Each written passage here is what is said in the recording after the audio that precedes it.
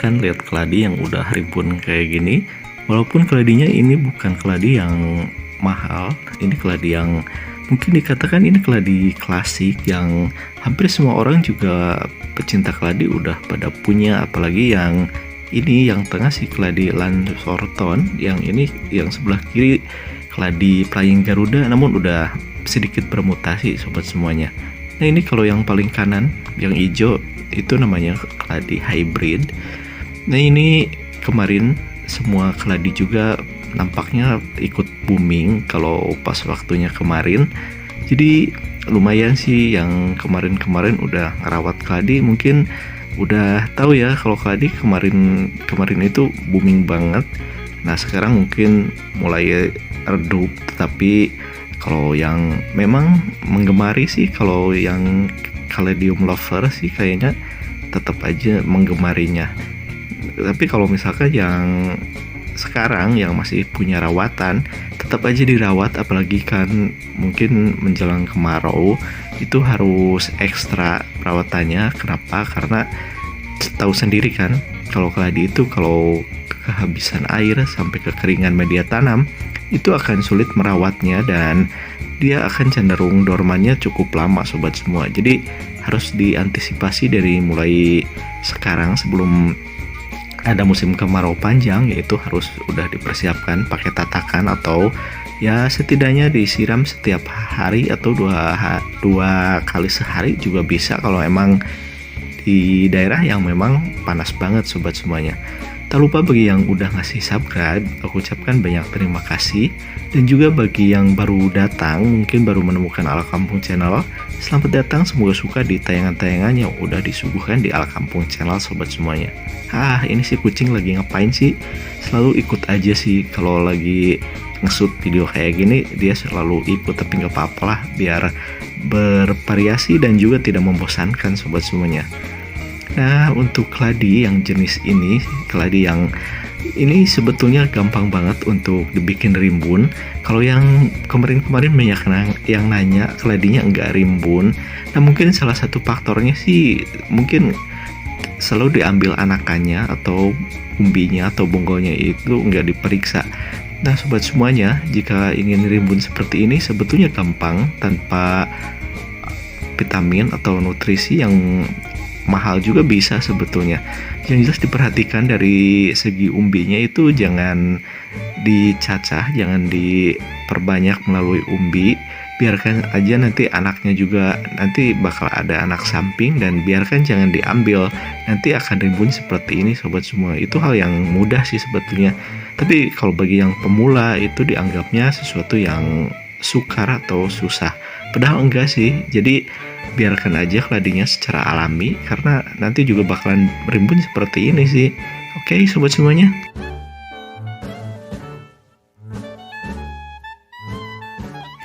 Seperti biasa sih kalau menurutku, kalau keladi mau rimbun yaitu perhatikan dari segi airnya aja sih. Jangan sampai kekeringan, media tanam harus cenderung dalam keadaan lembab, cenderung juga basah juga nggak apa-apa, yang penting sinar matahari tercukupi. Nah seperti ini rimbun banget, dan kalau udah rimbun sih menambah estetika, menambah makin indah aja sih kalau dipandang ya sobat semuanya.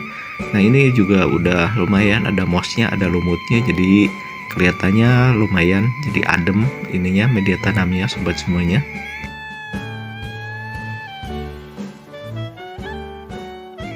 Nah ini ada ayamnya juga, ini ayam artifisial sih, cuma buat ini aja biar nggak boring liatnya. Si kucing lagi makan mulu sih ya.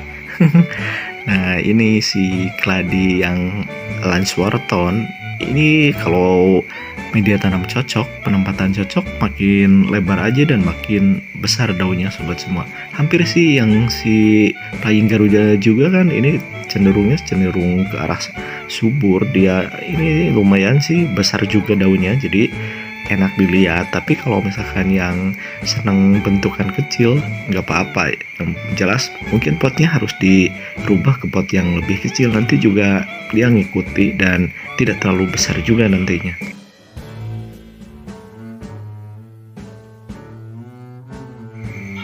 Nah, itu ada suara apa ya? Suara tokek mungkin. Nah, kalau si kucing ini ada fungsinya juga sih buat tanaman. Untuk apa? Nah, ini kalau misalkan takut ada ular di potnya, itu kucing itu sangat sigap sekali. Jadi dia bisa mengusirnya. Karena kalau ular itu kan lumayan dimusuhi juga sama kucing. Jadi ular itu bisa dipakai mainan sama kucing. Makanya kalau misalkan banyak tanaman di halaman, coba deh pelihara semacam ini binatang seperti kucing. Nanti ularnya itu bakalan takut. Jadi yang takut memelihara tanaman di halaman yang mungkin karena takut banyak ular, ya coba diperhatikan ngerawat ini ya, ngerawat si kucing. Nanti bisa diusir binatang-binatang yang memang ditakutkan oleh manusia. Itu salah satu yang bisa membantu juga sobat semuanya. Jadi tidak semata-mata kucing itu hanya makan aja, tapi ada fungsinya juga selain untuk jadi teman hidup, itu bisa juga untuk menjaga keamanan sobat semuanya. Jadi ada fungsinya juga. Oke. Sebetulnya kalau udah bisa ngerawat tanaman sih sobat semua, jadi kalau untuk bervariasi, jadi bisa aja sih kalau udah tanamannya udah berhasil, coba beralih ke nanam sayur-sayuran juga nanti bisa. Karena tanaman hias tergolong tanaman yang sukar untuk dipelihara atau dirawat kata sebagian orang. Nah, kalau udah berhasil merawat keladi atau tanaman hias lainnya, coba ditambah dengan menanam sayuran sobat semuanya.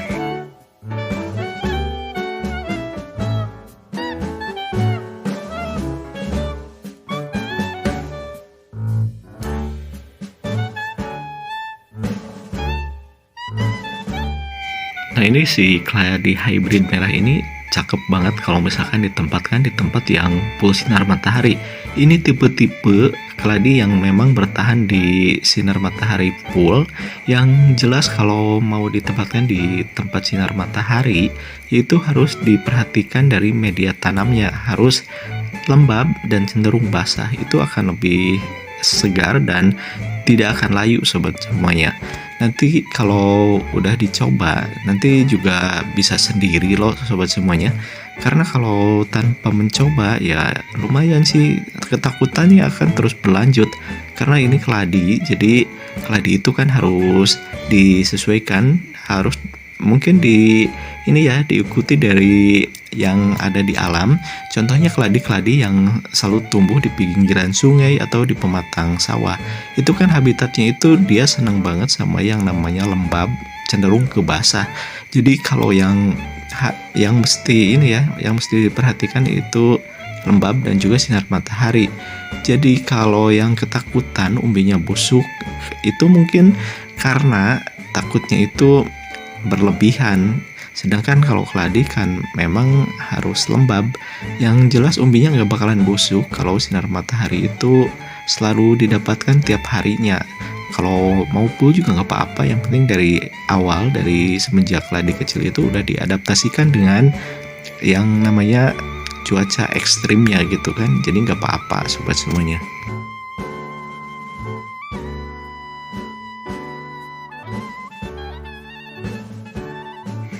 Kalau keladi hias atau kaladium yang ini dikatakan kaladium, mungkin kaladium hias, yaitu karena mungkin yang diutamakan adalah warna daun cantik daunnya.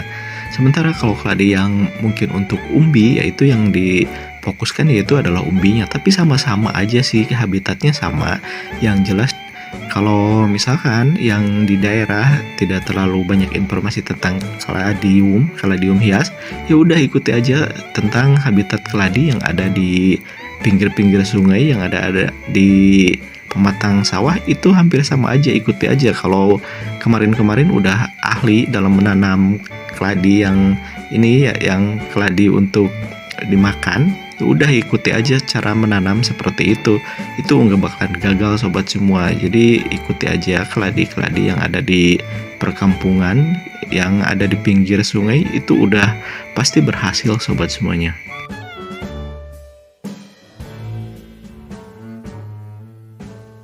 Sebetulnya kalau merawat keladi atau tanaman hias lainnya juga nggak perlu yang benar-benar ahli atau yang benar-benar udah suhu gitu. Nggak, yang jelas harus banyak mencoba aja supaya nanti bisa tahu karakter tumbuhannya, tanamannya itu seperti apa. Nanti juga bisa ketahuan kalau udah sering mencoba menanam tanaman hias gitu sobat semuanya. Dan ini kalau misalkan menurutku untuk menambah-nambah hobi, menambah-nambah penghasilan, yaitu hobinya harus disemangatin dan juga di koleksinya ditambahin, jadi nggak hanya tanaman hias aja. Kalau udah misalkan hobi tanaman ya udah mau tanam buah-buahan atau sayuran, dan minimal bisa menguntungkan, yaitu bisa dikonsumsi sendiri atau bisa nantinya bisa dijadikan rupiah juga. Itu sangat membantu sekali untuk perekonomian sobat semua. Kemarin juga kan sempat booming, jadi yang udah lama merawat tanaman hias pastinya udah mungkin ngerasa rezekinya nomplok kemarin-kemarin pas booming tanaman. Jadi hobi itu bisa ini ya, bermanfaat juga menghasilkan uang sobat semuanya.